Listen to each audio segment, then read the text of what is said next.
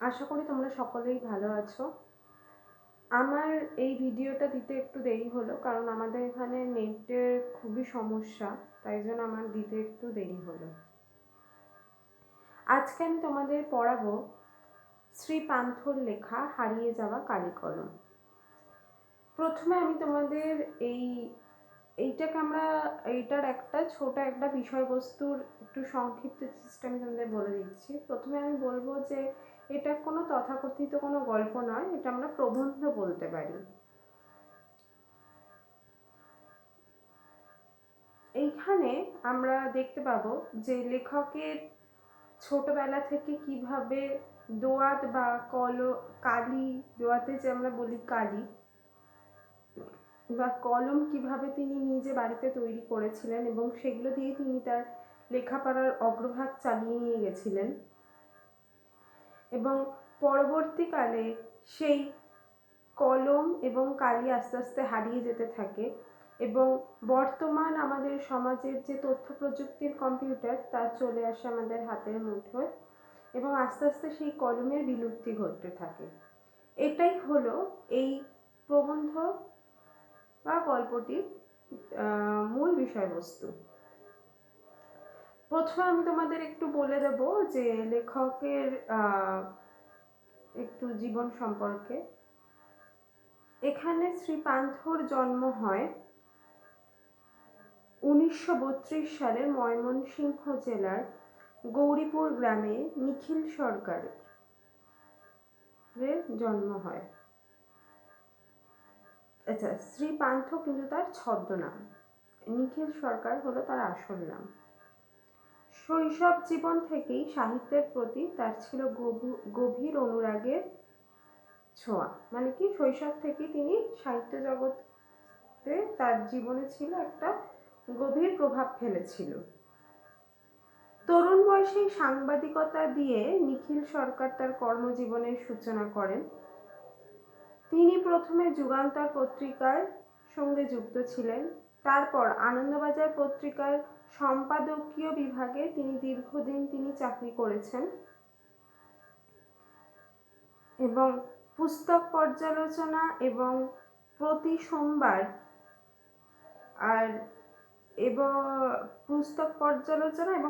সোমবার কলকাতা চর্চা, এই দুটি বিষয় তিনি তার কর্মজীবনের তার উল্লেখযোগ্য কীর্তি। তার মানে কি, পুস্তক পর্যালোচনা এবং কলকাতার চর্চা, এইটা তার হচ্ছে উল্লেখযোগ্য সৃষ্টি। আচ্ছা, এরপর আমি বিষয়বস্তুতে ঢুকছি। এই গল্পটির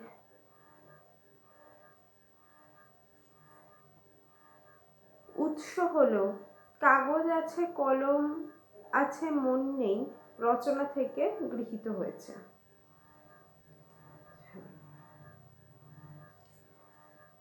প্রথমেই দেখা যাবে কি, লেখক একটি লেখালেখির অফিসে কাজ করেন। লেখক ছাড়া সেখানে সবাই কম্পিউটার ব্যবহার করেন।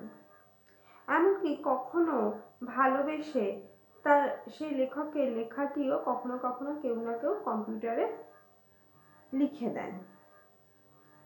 কলম লেখকের নিত্যসঙ্গী। কখনো যদি তিনি কলম নিয়ে যেতে ভুলে যান, তাহলেই তার হয় মহা বিপদ।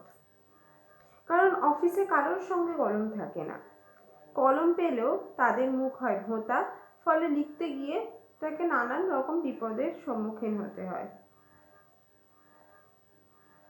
এবং তিনি মনে মনে শান্তিও পান না। লেখালেখির অফিসে হওয়া সত্ত্বেও কারোর কাছে কলম থাকে না, তবুও কালগুনে সবাই খুশি।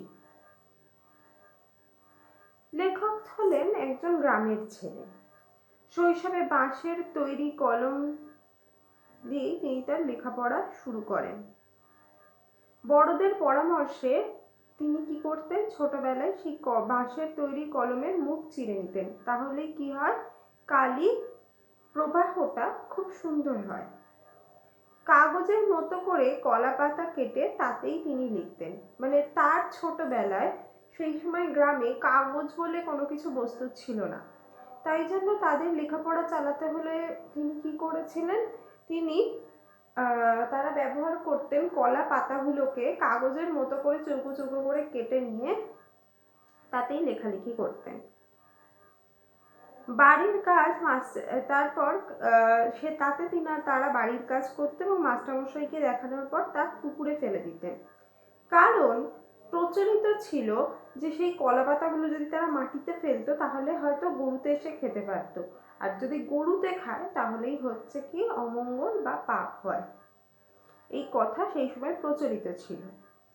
কলমের মতো কালিও লেখকরা বাড়িতে তৈরি করতেন। কিভাবে? অতি সহজ পদ্ধতিতেই। বাড়িতে যে কাঠের উনুনে রান্না হতো তার ফলে কি হয়, কড়াইয়ের তলায় কালি পড়ে যেত এবং সেই কালি তারা লাউ পাতার মধ্যে সংগ্রহ করে নিয়ে পাথরের বাটিতে সেই কালি গুলে সেগুলোকে লেখার কালি হিসেবে ব্যবহার করত।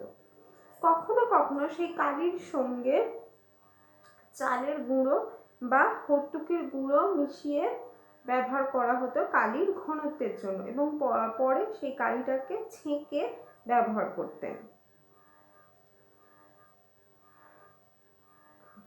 আচ্ছা, এভাবেই বাঁশের কলম, মাটির দোয়াত, ঘরেই তৈরি কালি দিয়েই লেখকের লেখালেখির কাজ প্রথমে শুরু হয়েছে।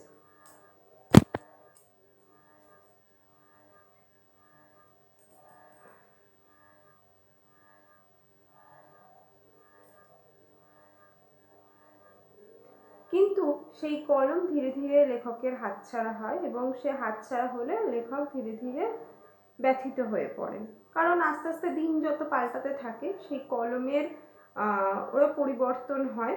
কারণ আমরা সবাই জানি যুগ হচ্ছে পরিবর্তনের, তাই যুগের সাথে তাল মিলিয়ে কলমেরও পরিবর্তন হতে থাকে।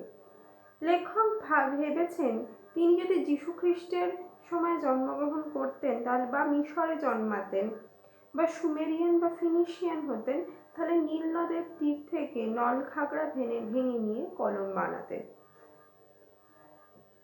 ফিনিশীয় হলে বন প্রান্ত থেকে হাড় সংগ্রহ করেও কলম বানানো যেত।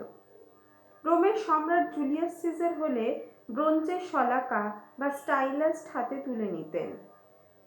চীনারা শুধু তুলিতেই লিখেছেন, বাকি সকলেই বাঁশের, নলখাগড়ার, পাখির পালকের বা ব্রোঞ্জের শলাকার কলম ব্যবহার করতেন।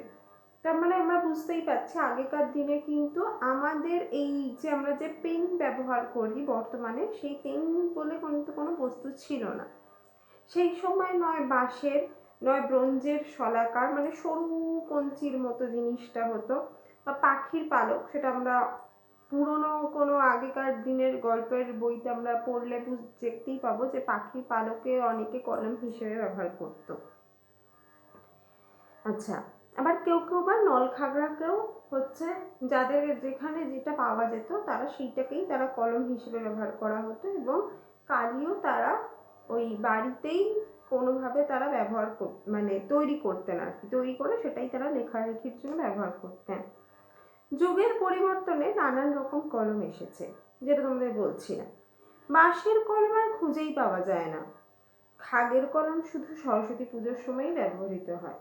দেখবে আমরা সরস্বতী পুজোতে একটা ছোট দোয়াত কলম বলে জিনিস দিই পুজোতে, মানে একটা মাটির ছোট পাত্র আর তার একটা বাঁশের মতো ছোট একটা কাঠি, সেটাকে বলা হচ্ছে খাগের কলম।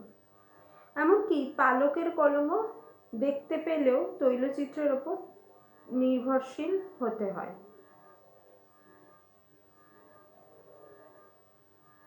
আচ্ছা, অনেকে আবার পালক পাখির যেরকম বড় বড় পালক হয় সেটাকেও কলম হিসেবে ব্যবহার করতেন। যেমন উইলিয়াম জোন্স বা মুন্সি কেরি মুন্সি কেরির ছবিতে দেখা যায় পালকের কলম বানানোর জন্য সাহেবরা পেন্সিল শার্পনারের মতো একটা জিনিস বানিয়েছিলেন। তাই পালকের কলম যখন তারা ব্যবহার করতেন তারা পেন্সিল শার্পনারের মতো, কারণ সেটাকে ছুলে সরু করার জন্য। দেখবে আমরা পেন্সিলটাকে কি করি, খুব সুন্দর করে ছুলে সরু করলে লেখাটা বা আঁকাটাও খুব সুন্দর হয়। তা সেই সময় তারাও কি করতেন, যারা যারা পাখির পালকের কলমটা ব্যবহার করতেন তারাও পেন্সিল শার্পনারের মতো একটা কাটার ব্যবহার করত। পালকের কলম, দোয়াত কলম সবই এখন উধাও। অনেক অফিসে ছদ্মবেশী ডট পেন দোয়াত কলম হিসেবে সাজানো থাকে, মানে শুধুমাত্র সাজানোর জন্য, ব্যবহারের জন্য নয়। এক সময় কলম বিক্রি করত ফেরিওয়ালারা। ছোটবেলায় লেখক দেখতেন এক দারোগা বাবুর পায়ের মোজায় কলম গুঁজে রাখতেন। আগেকার দিনে এক একজন এক এক রকম ভাবে তাদের কাছে কলম থাকতো। কেউ রাখতো বুক পকেটে, কেউ রাখতো পায়ের মোজার মধ্যে গুঁজে, এইভাবে। আধুনিক ছেলেরা বুক পকেটের বদলে কাঁধের ছোট পকেটে কলম গুঁজে রাখতেন। মানে সেই সময় হয়তো প্রচলিত ছিল যে বুক পকেটে রাখা, বা আমরা যেটা বলি স্টাইল করার জন্য অনেকে কাঁধে নাকি একটা পকেট করে সেখানেও কলম রাখে। অনেকে দেখবে আবার কানের এই পাশেও আবার অনেকে এরকমভাবে কলমটা গুঁজে রাখে।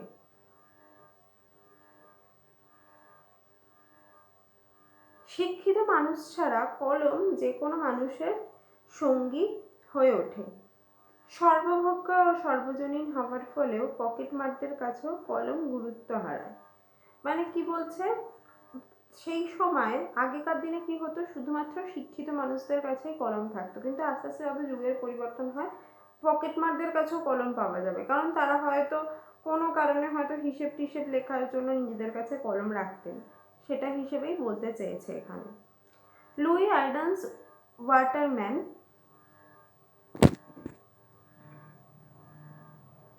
ব্যবসায়ী ফাউন্টেন পেন আবিষ্কার এনে পেনের জগতে এক বিপ্লব আনেন।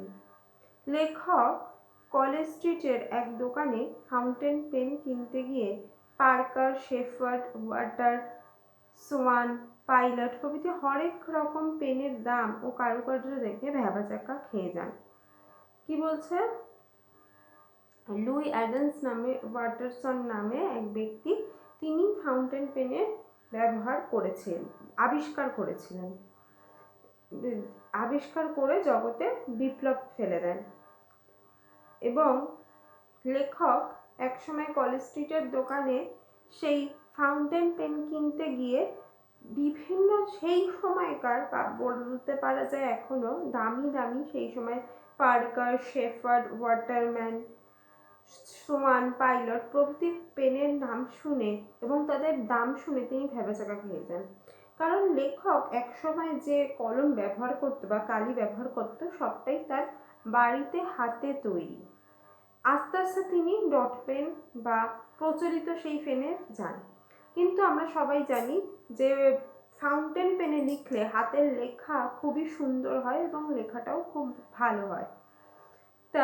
তারও ইচ্ছা ছিল সেই ফাউন্টেন পেনের লেখার, এবং যখন তিনি সেই ফাউন্টেন পেন কিনতে কলেজ স্ট্রিটে যান, তাদের এক একজনের এক একটা নাম, পার্কার, শেফার্ড, ওয়াটারম্যান, মানে যে যে পেনটা আবিষ্কার করেছে তার নাম অনুযায়ী সেই পেন, এবং সেই সব পেনের যা দাম, সেই দাম শুনে তিনি হকচকিয়ে যান। কারণ যে পেন বা যে কলম তিনি একসময় তিনি কালি বাড়িতেই তৈরি করে লিখতেন, তা সেই কলমের দাম যে এত হতে পারে সেটা তার কোনোভাবেই মানে কি বলবো আইডিয়া ছিল না। সস্তায় শেষমেশ তার কাছে সেরকম পয়সা ছিল না, তাই সস্তায় তিনি একটি জাপানি পাইলট পেন তিনি কিনে বাড়িতে আসেন। দোকানদার অনেক কসরত করে তাকে দেখানোর চেষ্টা করেন যে পেনের নিবটা কত শক্ত। ফাউন্টেন পেন সংগ্রহ একসময় নেশার মতো ছিল। মানে এক সময় লেখকদের কাছে বিভিন্ন ধরনের ফাউন্টেন পেন সংগ্রহ করে রাখার একটা নেশা অনেক লেখকদের মধ্যেই ছিল। যেমন তার মধ্যে শরৎচন্দ্র চট্টোপাধ্যায়, শৈলজানন্দ প্রমুখ লেখকরা কিন্তু তাদের নিজেদের কাছে বিভিন্ন রকমের ফাউন্টেন পেনের একটা সংগ্রহ দেখতে পাওয়া যেত, মানে তাদের কাছে আর কি ছিল, তারা রাখতে ভালোবাসতেন। লেখক ছিলেন কালি কলমের ভক্ত, তাই হাই স্কুলে ভর্তির পর তিনি বাঁশের কলম ব্যবহার করা বন্ধ করে দেন। কালি বানানো তখন বন্ধ হয়ে যায়। সেই সময় বাজারে কাজল, সুলেখা প্রভৃতি কালি কিনতে পাওয়া যায়। দেখবে এখনো পাওয়া যায় যে নিপ পেনের কালি এরম কাঁচের বোতলের মধ্যে, ওইটা দিয়ে পেনের ভিতর কালি ভরতে হতো। তা কাজল, সুলেখা এগুলো কিন্তু একটা কোম্পানির নাম।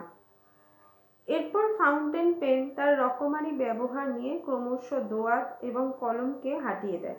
এবার যত ফাউন্টেন পেনের ব্যবহার শুরু হয় তত কিন্তু আস্তে আস্তে ওই কলম আর আলাদা করে কালির ব্যবহার বন্ধ হয়ে যায়। কঞ্চির কলম, খাগের কলম, দোয়াত কলম, কালির আধার, ব্লটিং পেপার, এই সব কিছুই আস্তে আস্তে হারিয়ে যেতে থাকে। মানে যত উন্নত ধরনের পেন আবিষ্কার হতে থাকে তত কিন্তু পুরনো খাগের কলম, বাঁশের কলম, কঞ্চির কলম, তো এইগুলো কিন্তু ব্যবহার আস্তে আস্তে বিলুপ্তি ঘটতে থাকে। একবার শুভ ঠাকুরের দোয়াত সংগ্রহ দেখে লেখক অবাক হয়েছিলেন। কাচের, কাঠগ্লাসের, পোর্সেলিনের, শ্বেতপাথরের, জেডের, পিতলের, এমনকি সোনারও দোয়াত হতো। মানে দোয়াত মানে কি, যেখানে কালি থাকে, ঠিক আছে। তা শুভ ঠাকুর বলে একজন ছিলেন, তার দোয়াতের সংগ্রহ, এক একজন তার পেন সংগ্রহ করতো, আর ইনি কিসের ছিলেন, ইনি বিভিন্ন রকমের দোয়াত সংগ্রহ করতেন, মানে যার মধ্যে কালিটা রাখা হয়। কিসের কিসের? কাচের, কাঠ গ্লাসের, আরেকটা বলছে শ্বেত পাথরের, আরেকটা বলছে জেডের, একটা পিতলের, আর একটা সোনার, মানে এত ধরনের দোয়াত তার কাছে ছিল আর কি। সেই সমস্ত দোয়াত দিয়ে তিনি যে অমর সাহিত্যিকরা তাদের সাহিত্য রচনা করেছিলেন, সেই সব দিন ক্রমশ হারিয়ে যেতে থাকে। তাহলে কি বলছে, যে আগেকার দিনের সাহিত্যিকরা যে বিভিন্ন দোয়াত থেকে কালি নিয়ে ফাউন্টেন পেন ব্যবহার করেছেন, সেই সবের ব্যবহার কিন্তু এবার আস্তে আস্তে প্রায় অবলুপ্তি ঘটতে থাকে। আমরাই দেখি না, এখন আমরা জেল পেন ব্যবহার করি, এখন আমরা কজনমি বা নিপ পেন ব্যবহার করি, তাই না? এখন তো আমরা সহজে আর কেউ নিপ পেন ব্যবহার করি না, নয় ডট পেন ব্যবহার করি, নয় রিফিল ভরা পেন, না হলে হচ্ছে ওই জেল পেন, একটু ভালো লেখার জন্য। আমরা কিন্তু আগেকার দিনের সেই যত দামি পেন হোক না কেন, সেই সব পেন কিন্তু আমরা সহজে ব্যবহার করি না। ফাউন্টেন পেনের জায়গা নেয় বল পেন। ফাউন্টেন পেন এবং বল পেন নিজের আধিপত্য বিস্তারের প্রতিযোগিতায় আসে, মানে এবার মার্কেটে বা বাজারে চলে আসে এদের মধ্যে প্রতিযোগিতা। মানে বল পেনের এবার ফাউন্টেন পেনের জায়গা নিয়ে নেয় কে? Ball pen. এবং বল পেন এবং ফাউন্টেন পেনের মধ্যে একটা বেশ ভালো প্রতিযোগিতা সৃষ্টি হয়। বল পেনের জোরের জায়গা তার কালির স্থায়িত্ব।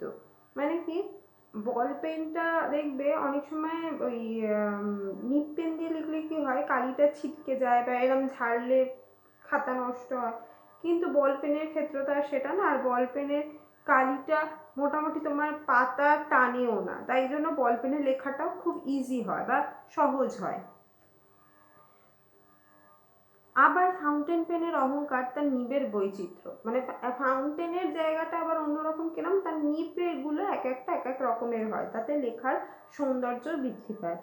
যন্ত্রযুগ ধনী দরিদ্র শ্রুতিলেখক সবারই কলমের চাহিদা মেটাতে প্রস্তুত করে। তাহলে কি বলছে, বর্তমান যুগে আস্তে আস্তে ধীরে ধীরে কি হয়, ধনী দরিদ্র গরিব সকলের চাহিদা মেটাতে আস্তে আস্তে শুরু করে কে? Ball pen. কারণ বল পেনের দামটা সেই ফাউন্টেন পেনের তুলনায় অনেক কম, তাই জন্য সে আস্তে আস্তে তার চাহিদা মেটাতে শুরু করে। এরপর একসময় বাজারে আসে কম্পিউটার। কম্পিউটারের কারণেই কলমের অস্তিত্ব বিপন্ন হয়ে ওঠে। আমরা সকলেই জানি যে যুগের পরিবর্তন হলে মানুষকেও সেই যুগের সঙ্গেই তাল মিলিয়ে চলতে হয়। যদি না চলতে পারা যায় তাহলে সেই মানুষরাই কি হয়, পিছিয়ে পড়ে। তো এখানেও তাই, আস্তে আস্তে বাজারে আসে কম্পিউটার এবং কম্পিউটারেও মানুষ ধাতস্থ হতে শুরু করে এবং সেখানেই আলাদা করে তারা আর লেখালেখি করে না, তারা কম্পিউটারে টাইপ করে সেখানেই কম্পিউটারের মধ্যেই লেখাটা পুরোপুরি সম্পূর্ণ করে এবং কম্পিউটারে স্টোরও করে রাখা যায়। একসময় বিশ্বের দরবারে লিপি কুশলীদের সম্মান ছিল, বই লেখার মূল্য কম হলে তা অমূল্য ছিল। মানে ধরো যারা আগেকার দিনে বই লিখতো, হয়তো তারা কম টাকা পেলেও তাদের কাছে সেই মূল্যটাই ছিল অনেক বেশি। লেখক বা লিপিকাররা তাদের বই নিয়ে গর্ব করতেন। লেখক বা লিপিকাররা মানে তখনকার দিনে তাদের বই নিয়ে বা লেখালেখি নিয়ে গর্ববোধ করতেন। কলমকে বলা হতো তলোয়ারের চেয়েও শক্তিধর। তা কলমকে বলা হতো কি, তরোয়াল, মানে যুদ্ধ করার সেই তরোয়াল, তার থেকেও শক্তিধর। কারণ কি, কলম হলো একমাত্র বস্তু যে কিনা কি করতে পারে, আমাদের এই সমাজের ভিতকে নাড়িয়ে দিতে পারে, তরুণ সমাজের মনে এক অন্য আশার আলো জাগাতে পারে। সেটাই হচ্ছে কারণ। লেখা পড়ে মানুষের মন কিন্তু অনেক অন্য কিছুর পরিবর্তন হতে পারে বলতে পারে, বা মানসিক পরিবর্তন সৃষ্টি হতে পারে। এটা হচ্ছে, তাই জন্যই বলা হয় কলমের ধার তলোয়ারের ধারের চেয়ে অনেক বেশি। এটাই হচ্ছে হারিয়ে যাওয়া কালি কলমের মূল বিষয়বস্তু। আশা করি তোমাদের বুঝতে অসুবিধা হবে না। আমি কিছু কোশ্চেন দিয়ে দেব, সেটা তোমরা বাড়িতে প্র্যাকটিস করো। আর আমি কয়েকটা কোশ্চেন বলে দিচ্ছি। 1 নম্বরের যেমন, বড়দের সাহায্য নিয়ে শৈশবে লেখকরা কিভাবে নিজেরা কালি তৈরি করতেন? কাঠের উনুন ব্যবহার করা, কড়াইয়ের নিচে জমে থাকা কালি লাউ পাতায় সংগ্রহ করে একটা বাটিতে জল গুলে নিয়ে শৈশবরা তাতে কালি এইভাবেই ব্যবহার করতেন। তখন মনে কষ্ট হয় বইকি, কী কারণে মনে কষ্ট হয়? কলম ক্রমশ উধাও হয়ে যাওয়ায় লেখকের মনে কষ্ট হয়। আমরা ফেরার পথে কোনো পুকুরে তা ফেলে দিয়ে আসতাম। বক্তা কেন তা পুকুরে ফেলে দিয়ে আসতেন? লেখকেরা শৈশবে কলাপাতায় হোম ট্যাক্স করতেন। প্রচলিত ধারণা অনুযায়ী সেগুলো গরু তো খেয়ে নিলে অমঙ্গল হবে, তাই সেগুলি তিনি পুকুরে ফেলে দিয়ে আসতেন। ফিনিশিও হলে লেখক কি করতেন? লেখক ফিনিশিও হলে বনপান্থা থেকে হাড় কুড়িয়ে তাকে কলম হিসেবে ব্যবহার করতেন। কলম এখন সর্বজনীন, লাইনটার তাৎপর্য কি? সস্তা এবং সর্বভোগ্য হওয়ার ফলে কলম সম্পর্কে লেখক এমন মন্তব্য করেছেন। কিন্তু সেসব ফাঁকি মাত্র, এই উক্তির তাৎপর্য কি? পালক কলম এবং দোয়াত কলমের পরিবর্তে অফিসে ছদ্মবেশী বলপেন সাজানো থাকে, তাকে লেখক বলেছেন ফাঁকি মাত্র। জন্ম নিল ফাউন্টেন পেন। ফাউন্টেন পেনের জন্মবৃত্তান্তটি উল্লেখ করো। হারিয়ে যাওয়া কালি কলম প্রবন্ধে লুইস অ্যাডামস ওয়াটারম্যান, তার হাত ধরেই এই ফাউন্টেন পেনের জন্ম হয়। আদিতে এর নাম ছিল রিজার্ভার পেন। আচ্ছা, পেনের দোকানদার লেখকের পকেটের অবস্থা বুঝতে পেরে কি পেন দিয়েছিলেন? পেনের দোকানদার লেখকের পকেটের অবস্থা বুঝতে পেরে সস্তার একটি জাপানি পাইলট পেন দিয়েছিলেন। ঠিক আছে, এগুলো হলো 1 নম্বর। আর আরও বলে দিচ্ছি। লাইনটা হলো, যন্ত্রযুগ সকলের দাবি মেটাতে তৈরি, উক্তির তাৎপর্য উল্লেখ করো। গায়ক, শিল্পী, শ্রুতিলেখক প্রত্যেকে এই ধনী ব্যক্তি সকলের চাহিদা পূরণ করার প্রসঙ্গেই এই মন্তব্য করা হয়েছে। আচ্ছা,